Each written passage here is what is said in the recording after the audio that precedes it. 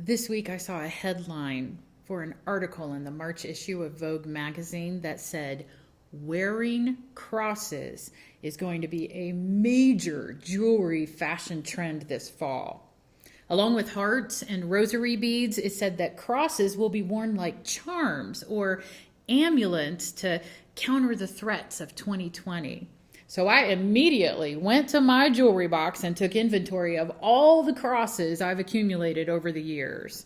I have earrings and necklaces and bracelets, but some of my favorite pieces include a tiny silver cross with a diamond chip on a delicate chain that was given to me on the day of my confirmation, and a swanky sideways cross that was given to me by one of my sons for Christmas several years ago, and a large ornate cross complete with a crucified Jesus hanging on a heavy gold chain that was given to me by a friend of mine who was an Episcopal priest on the occasion of my ordination.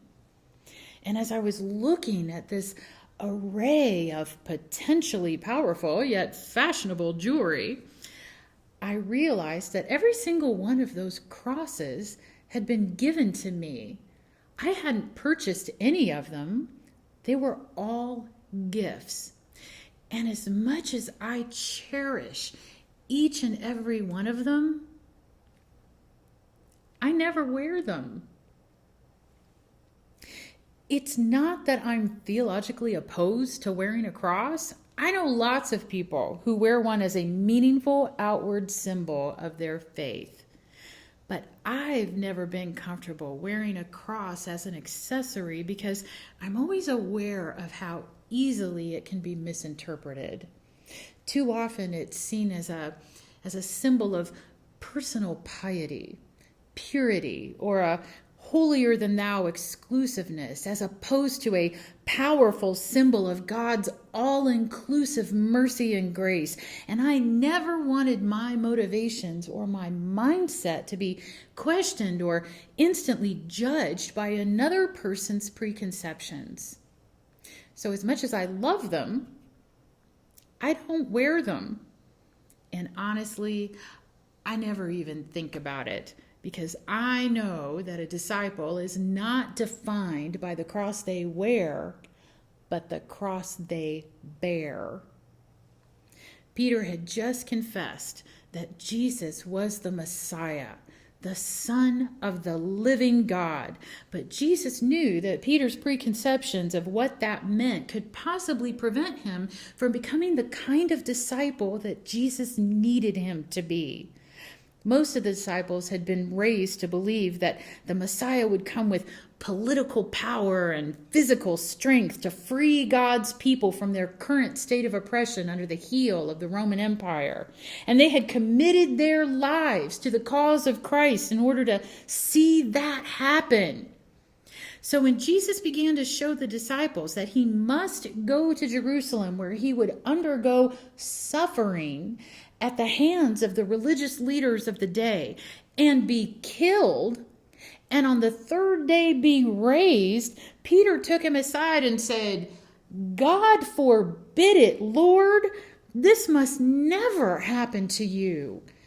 If you die, what happens to the rest of us? Surely God intended you to do everything in your power to save your own life so you can fulfill God's promise to save us." Now, Peter may have had perfectly good intentions, but his preconceptions caused him to misinterpret Jesus' motivation and mindset. So Jesus explained that those who want to save their own lives will lose them. But those who lose their lives for his sake will gain them. It sounds like a conundrum. If I try to save my life, I'll lose it. But if I choose to lose my life, I'll gain it. I definitely want to gain it, so I'll choose to lose it. But isn't choosing to lose it in order to gain it another way of trying to save it? And didn't Jesus just say, if I try to save my life, I'll lose it? We could ride that merry-go-round all day long because just like Peter, we were raised in a world that taught us to look out for ourselves and our own interests first. It's a matter of survival. We all know that the one with the most money, the most power, and the most influence wins. But Jesus wanted to make it very clear that his mission was not, will not, and will never be defined by the world's understanding of survival and success that sees life as a competition where the winner takes all, but by the love of God, who sees life as a gift to be shared by all. So the first thing Jesus tells us we have to do if we want to be the kind of disciples that he needs us to be is deny ourselves. Set aside everything we've ever been raised to believe and understand about our own lives so we can fully enter into the life of another with the compassion of Christ. A couple of months ago, I read an article entitled "Why I Will Never Walk Alone" that was written by a black man, a best-selling author and keynote speaker named Shola Richards. He said, "Twice a day, I walk my dog Ace around the neighborhood with one or both of my girls. I know that doesn't seem noteworthy, but here's something I must admit. I would be scared to death to take these walks without my girls and my dog. In fact, in the 4 years living in my house, I have never taken a walk around my neighborhood alone, and probably never will." Sure, some of you may read that, he says, and think that I'm being melodramatic or I'm playing the race card, but this is my reality. When I'm walking down the street holding my young daughter's hand and walking my sweet fluffy dog, I'm just a loving dad and pet owner taking a break from the joylessness of crisis homeschooling. But without them by my side, almost instantly, I morph into a threat in the eyes of some white folks. Instead of being a loving dad to 2 little girls, unfortunately, all that some people see is a 6'2", athletically built black man in a cloth mask who is walking around a place where he doesn't belong, even though I'm still the same guy who just wants to take a walk through his neighborhood. Now, I understand that some of you just felt your defenses rise and maybe even thought things like, I don't judge people by the color of their skin. I love everybody.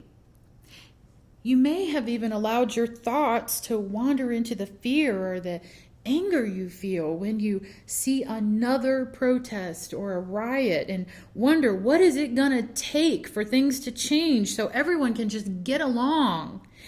It is natural to react with defensiveness when we're confronted with something that makes us uncomfortable. But if we're going to be the kind of disciples that Jesus needs us to be, then we have to deny ourselves by setting aside our thoughts, our feelings, our opinions based on our background and experience so we can fully enter into this man's life and hear his thoughts, his feelings, and his opinions based on his background and experience with the compassion of Christ.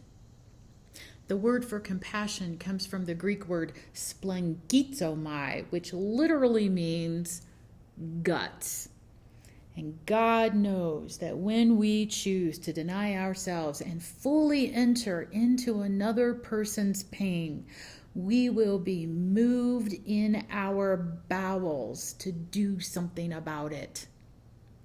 So the second thing Jesus tells us we have to do, if we want to be the kind of disciples that Jesus needs us to be, is to take up our cross. Not Jesus's cross. Jesus already took up his cross. Now he's calling us to take up our cross in this time and place. But that's hard to understand in a day and age when the cross has become a romanticized metaphor that can be casually worn as a trendy fashion statement. Remember, a cross in Jesus' day was a very real public form of execution meant to keep people in line. Resist the ways of the empire, and that could happen to you. So every time Jesus saw injustice, called it out, and then acted in ways to correct it, he knew he was going to get in trouble with the authorities and eventually be killed. Several years ago, a church group in Raleigh, North Carolina, was told that if they continued to feed the homeless people just outside the limits of one of the city parks, they would be arrested. Every weekend, for 6 years, this group has been preparing over 100 sausage biscuits and gallons of coffee and distributing them to the hungry. They knew they couldn't go into the park without a permit that would have cost them over $800 a day. So they were feeding people on the sidewalk just outside the park limits like they'd been doing every weekend for 6 years when an officer of the law came up and told them to stop or they'd be arrested. He couldn't tell them what ordinance they were breaking or why after 6 years it was suddenly against the law for them to be in that particular place, but he made it very clear that if they continued to distribute food, they'd be arrested and fined. There were 70 hungry people already lined up that day, and when the group asked if they could just distribute the food they had to the people who were already there, the officer said, "Well, it's your choice, but if you do it, you're going to jail." Later, they found out that city officials felt that feeding the hungry just encouraged them to hang out in the park, and they wanted to clean things up and move them along.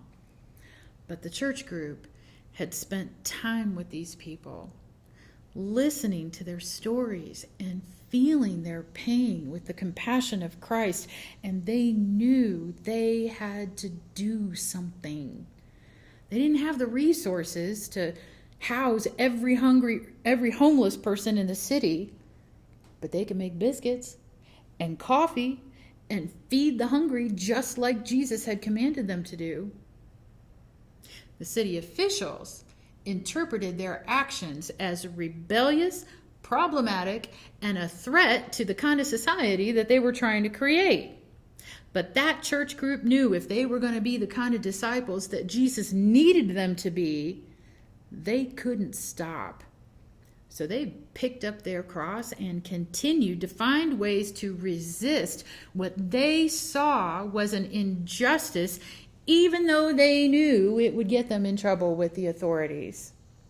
Jesus never stopped reaching out to the poor, the hurting, the helpless, and everybody else who had been beat down and pushed aside by a society that insisted on treating certain people as potential problems instead of equally created, equally called, and equally loved children of God. And if we want to be the kind of disciples that Jesus needs us to be, then we have to deny ourselves, take up our cross, and finally Jesus says, follow him. When Peter pulled Jesus aside and tried to convince him that suffering and death could not possibly be the path to peace, Jesus said, "Get behind me, Satan." Because the temptation to take the lead and insist that Jesus follow the ways of the world was present from the very beginning of his ministry. This wasn't the first time he'd been tempted. Remember when Satan dared Jesus to use his authority as the Son of God for his own purposes out in the wilderness instead of serving God's mission in the world? How he tempted Jesus to set his mind on human things rather than on the things of God. But Jesus refused. Audrey West says, instead of hoarding bread made from stones to relieve his own empty stomach, Jesus fed the hungry multitudes. Instead of claiming the privileges of sonship to call on God's angels for his own benefit, he used his privilege to save, heal, and restore the lives of sick and marginalized persons. Instead of grasping after worldly varieties of power and authority, he opened the kingdom of heaven to all who would follow after him in the ways of righteousness. The proper place for a disciple is not in front of, but behind Jesus, where we learn what it really means to walk in the ways of love. Jesus never calls us to do anything that he hasn't already done. And he never calls us to go where he has not already been and is not already there waiting for us to join him. And when we choose to lose our lives for his sake, to deny ourselves, take up our cross and follow him, we'll find out that what we gain is far greater than anything we choose to lose. For the Son of Man is to come with his angels in the glory of his Father, and then he will repay everyone for what has been done. It sounds ominous, but it's not a threat. It's a promise. Thomas Long says that is a word of assurance to Jesus' followers that although the cross may look insignificant and foolish to the world, bearing a cross counts in the kingdom of heaven. It counts to God. A life that is spent soothing the pain of the sick, caring for children in need, hammering nails in houses for those without shelter, sharing bread with the hungry, visiting those in prison, and denying oneself, he says, may seem like a squandered life in the economy of a self-centered age, but in the storehouse of heaven, it is a lavish treasure. So go ahead. Wear your cross. Not to tell the world who you are, but to remind yourself who the world needs you to be. Thanks be to God who sent his Son into the world, not to condemn the world, but to show us all the pathway to peace through the life-giving ways of the cross. Amen.